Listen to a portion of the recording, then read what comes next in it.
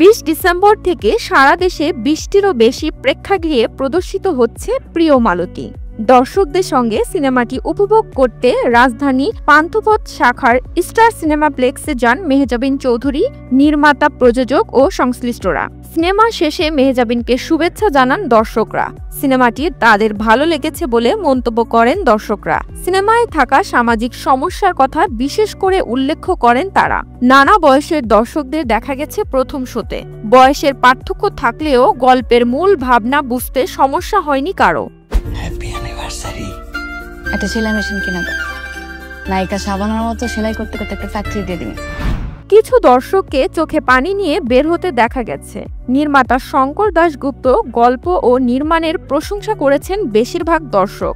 দর্শকদের সঙ্গে সিনেমা দেখে শেষ করে সংবাদ মাধ্যমে কথা বলেন অভিনেত্রী মেহজাবিন ও নির্মাতা। মেহজাবিন বলেন, সিনেমায় ভালো লাগবে এমন প্রত্যাশা ছিল, কিন্তু দর্শক এতটা ইমোশনাল হয়ে পড়বেন আশা করিনি। খুবই ভালো লাগছে, সবাইকে ধন্যবাদ।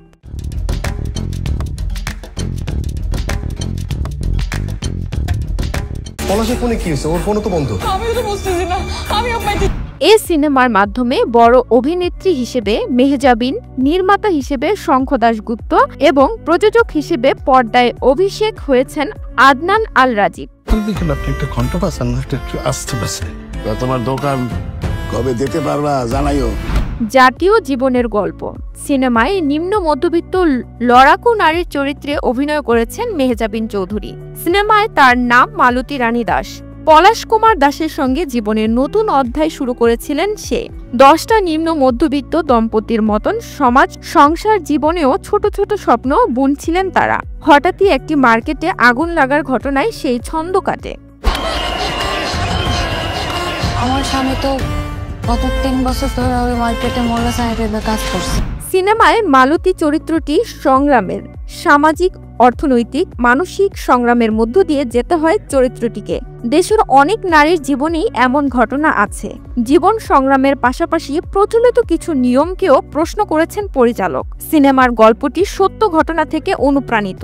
সিনেমাটি প্রযোজনা করেছেন ফ্রেম পার সেকেন্ড এবং ওটিটি প্ল্যাটফর্ম চরকি। এরই মধ্যে সিনেমাটি প্রদর্শিত হয়েছে কায়রো আন্তর্জাতিক চলচ্চিত্র উৎসব এবং international film festival of India. মর্যাদাপূর্ণ 2 উৎসবেই অফিসিয়ালি সিলেক্ট হওয়া প্রিয় মালতী পেয়েছেন ব্যাপক প্রশংসা। একদমই দেশীয় প্রেক্ষাপটে বানানো সিনেমাটি সহজেই বুঝতে পেরেছেন বিদেশি দর্শক। তাহলে কি এখন আমার জাল কাগজপত্র বানায় প্রমাণ করা লাগবে? SA TV digital. আমার নাম মালতী রানী দাস।